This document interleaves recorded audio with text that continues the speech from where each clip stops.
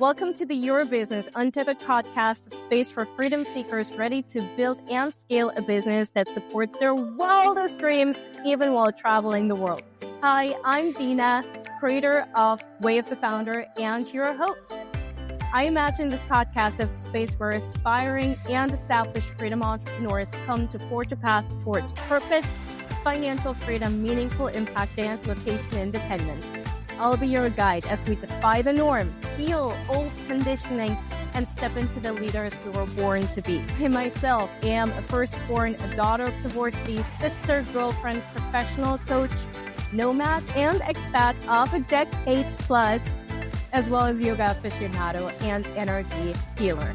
In my previous career, however, I worked a 9-to-5 as a professional fundraiser for American orchestras. Can you believe it? However, I needed more. I needed more freedom in my life. So 5 years ago, I called quits on resume success and claimed back the reins over my own life. What started with a one-way ticket to Vietnam and a single backpack filled to the brim has since grown into Way of the Founder, where I've helped hundreds of clients defy and steal from the past that were told to follow, redefine freedom, fulfillment, and success on their own terms and build impact-driven businesses that let them live and work from anywhere. Join me each week for deep dives into leadership, strategy, and mindset, as well as feelings that fuel the untethered CEO. That's you. Whether you're building your dream with a coconut flight ticket, wine glass, or coffee in hand, you are in the right place. Let's dive in. Hello and welcome back to the podcast. Today I want to share with you how to start from scratch. So if you're someone who is still working a 9-to-5, remote or in the office, this episode is definitely for you. If you're someone who just sort of needs a reset, absolutely stick around. There'll be value in this for you, as we'll talk specifically about how to set up your freedom business, your location, your time freedom business from a place of vision and from a place of purpose. Now, being currently a digital nomad myself, I'm in a lot of digital nomad forums, be that on Reddit or seeing things on Threads or inside of digital nomad Facebook groups. And there's this one question that always pops up at least a couple of times a week. And that is, how do you become a digital nomad without experience? And I mean, there's a reason the podcast episode exists, right? How do you start from scratch? You absolutely have to figure out, where do I begin to build this freedom-based lifestyle? But what I found is sort of implicit to the question and to the way the question often gets answered on the internet is a core limiting belief, which is that in order to become an entrepreneur, you have to start at zero and completely forget about who you were for the, first couple of 3, 4, 5 decades of your life. And there's a sense of, in order to become a digital nomad, in order to build location independence, I have to start with an entry-level job. I have to take any job that will allow me to work remote. And obviously, as you know, on this podcast, we talk about entrepreneurship being the key, being the road towards freedom. So that's already a non-argument, at the very least, with this episode. But also in a bigger sense, the first thing I really want to say to you as you build from scratch, as you start from scratch, is please do not forget who you are. Do not forget everything that you have accomplished so far. Do not forget any of the accolades, any of the experiences, any of your expertise, any of your education, any of the amazing accomplishments that you have created for yourself and the world around you up until today.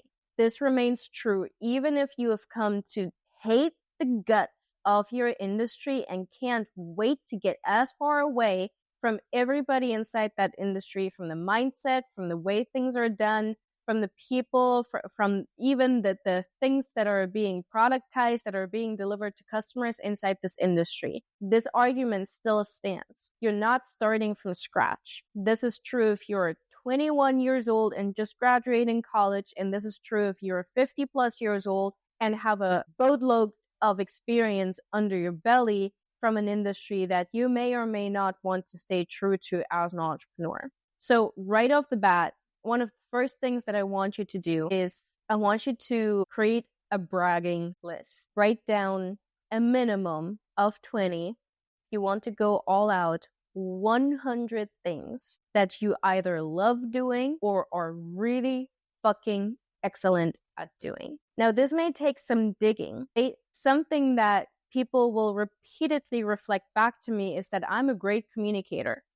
Like, I'll send emails with people on CC and I'll get responses from the people on CC saying, wow, that's such a beautifully written email. You're a great communicator. My mom will call me and ask me about how to deal with her boss, saying, Dina, you're such a good communicator. How do I do this? Right? Clients will ask me to repeat things for them because apparently I synthesize things that they're trying to do in a really good way. So I know part of what would be on my bragging list is I'm a great communicator. I summarize things very powerfully. I'm a great negotiator. I can hold my ground in a conversation. These would be the first, 4 or 5 things that I would put on my bragging list. So diving a little deeper into that.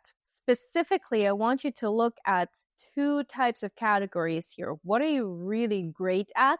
And these might be things that you hate doing. Like in my 9-to-5 career, I had just simply by accident almost gained a lot of experience in putting together any kind of fundraising events and very specifically organizing silent auctions for those events. I hated everything about silent auctions. I hated the idea. I hated running it. I hated soliciting donors for it. I hated the communication part of it. I fucking hated everything about it, but I was really good at it. So that would be on my list right now of things that I'm really good at. Whether I hate them or love them, anything in between doesn't matter. Write out everything that you're really good at, things that you're naturally skilled at, things that you can just sort of do, things that you know in your mind you should be delegating to someone else, but you're just so skilled at it, you're so experienced at it, you end up just doing it yourself. The second category, much more interesting, much more intangible probably as well, is what do you love doing?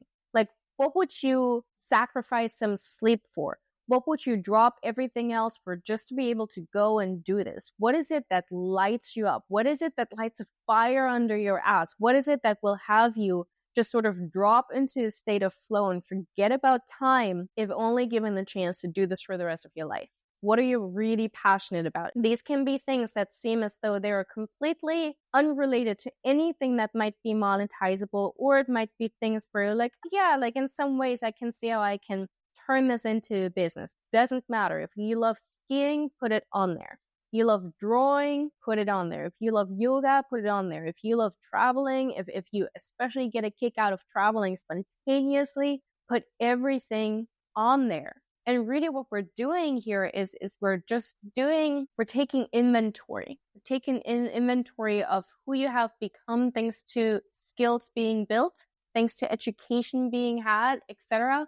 And we're taking inventory of who you are and what it is that naturally lights fire under your ass. Now, setting this aside for just a minute, and if you're listening to this podcast while driving or, going for a run, still run a list in your head and maybe make a note or something like that to just literally physically write this out.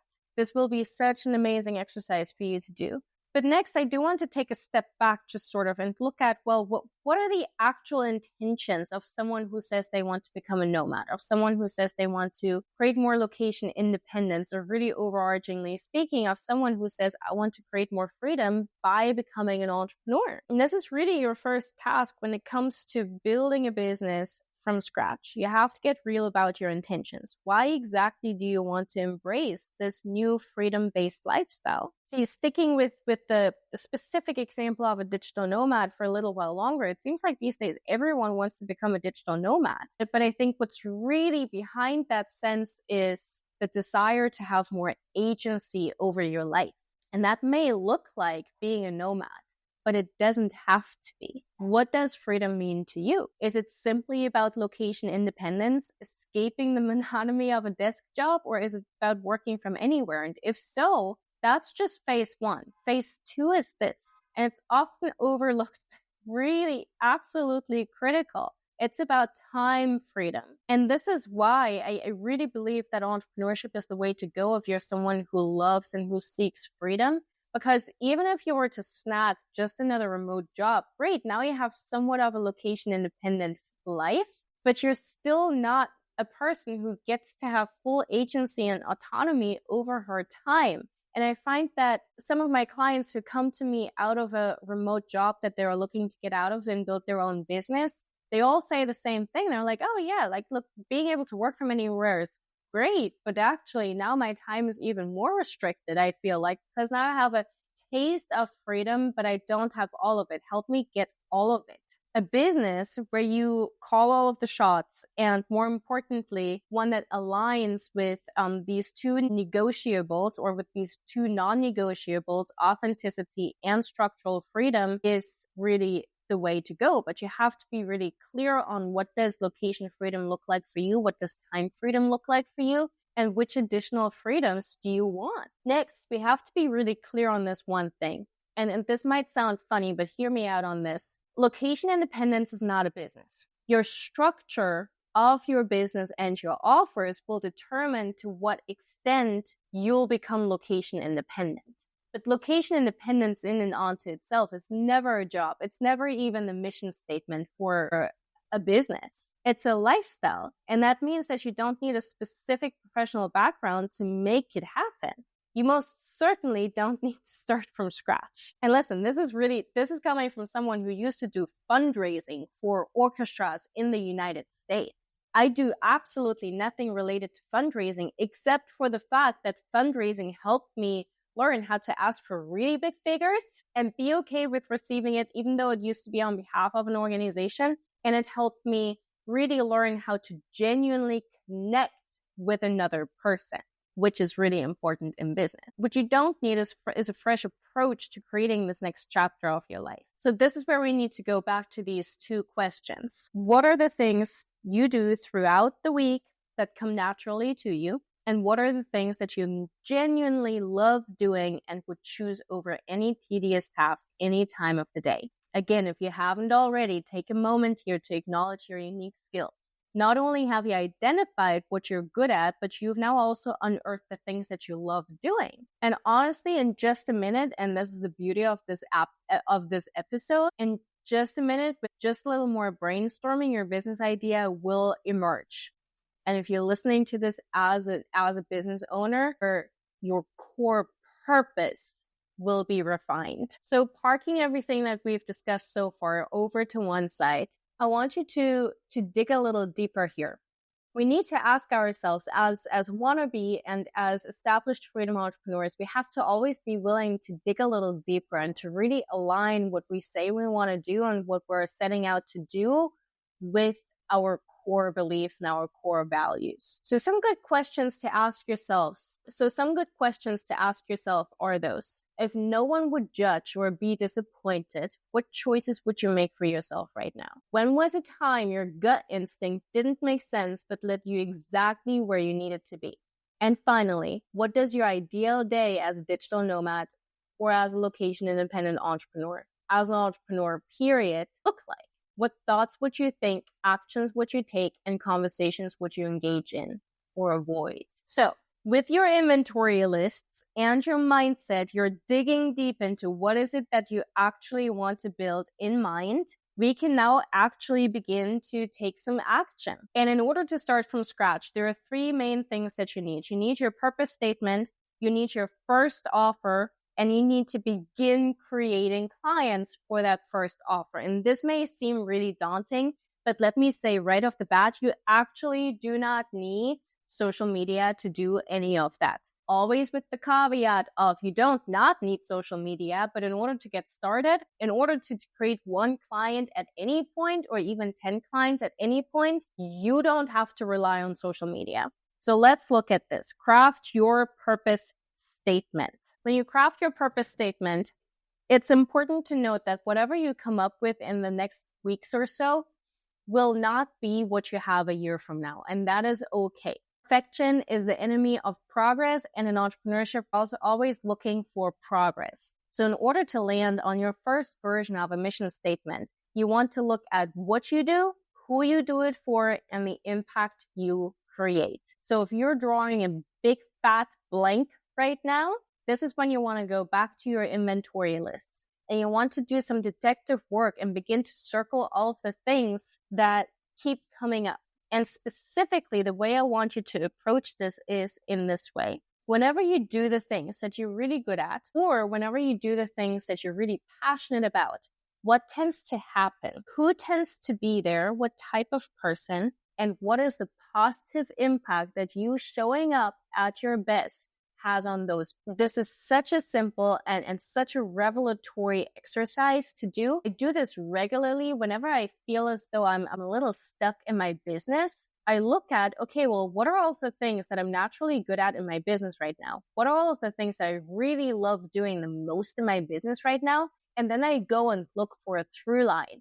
And it helps me as an ongoing litmus test to make sure that at every turn, at every step of the way in my business, I'm aligning what I do to my business purpose, and that I'm aligning what I do to who I am and who I am becoming. So for you, if you're just starting out, this is a beautiful exercise to sort of reveal the initial direction you want to go into as a newbie business owner. You can now look at every time I do this particular thing for this particular person, this is what happens. And now just try it on like a shoe. Literally go business idea shopping inside your own mind. What do you do? Who do you do it for? And what is the impact that you create when you do this? What are the ideas that come up? I'll link an article for you in the episode show notes to give you a few ideas as to what one might do and how you might be able to transfer your existing skills and passions into a business. But first, really reference your heart, really reference your experience, really reference what's on this inventory list. And you should be able to really come up with an initial mission statement, or the way I like to call it, a purpose statement. Next, you need an initial offer. And, for the purposes of this episode, I'm going to keep this really tightly focused on just one type of offer. But ideally, when clients come to me first and they haven't started making money in their business, I have them create an audience building offer, which is supposed to be a no-brainer offer at a really low price point, and a money-making offer. And in this episode, I'm going to briefly just touch on the money-making offer. Initially, this is typically a one-on-one offer that you create that you can sell and deliver one-on-one. Doesn't mean that you have to build a business that will always rely on one-on-one or even always have one-on-one clients. In fact, you should never try and build a business that exclusively relies on one-on-one clients. So the way to initially go about coming up with your first one-on-one offer is to really look at that mission statement that you've begun to create and ask yourself, okay, so if I were to guide someone through this transformation, if I were to guide someone towards the impact that I'm beginning to reveal from all of my experience, from all of my passions that I really want to have on this world, that I want to have on future clients on the regular, what would that experience look like? So already right off the bat, you're beginning to see that we're shifting entirely away from, how often would I have to show up in order to be able to charge for this? And we're shifting towards what would have to happen? What's the experience I would want to facilitate in order to guide a client towards this transformation that I have just named? And then you begin to ask yourself some questions. Okay, so what would I have to deliver? How long would this transformation take based on my experience, my expertise? What would the client need to be provided with doing these, let's say 3 months, doing these, let's say 6 months, in order for them to see a real transformation, always given the caveat that the client actually shows up and does the work, because you can lead a horse to water, but you can't make it drink, right? And some of this will be more of here are some resources and we're having a conversation type of deliverables. Sometimes if you're someone who, for example, is a yoga teacher and wants to create their own yoga business, this might have, some mindset related deliverables, some teaching related deliverables, some let me help you and adjust your position and your alignment kind of deliverables, right? This really is where I'm going to ask you to first rely on your inner experience and expertise, and then look outside yourself and look at what colleagues in the field are doing. And then you want to ask ask yourself, well, how much would I have to charge for this in order for me, want to show up to this? And this is really the extent to which I'm going to ever talk about pricing strategy in the very beginning. You just want to set a number that kind of makes sense for you, and a number that you can talk about, that you can share with a client without completely choking up.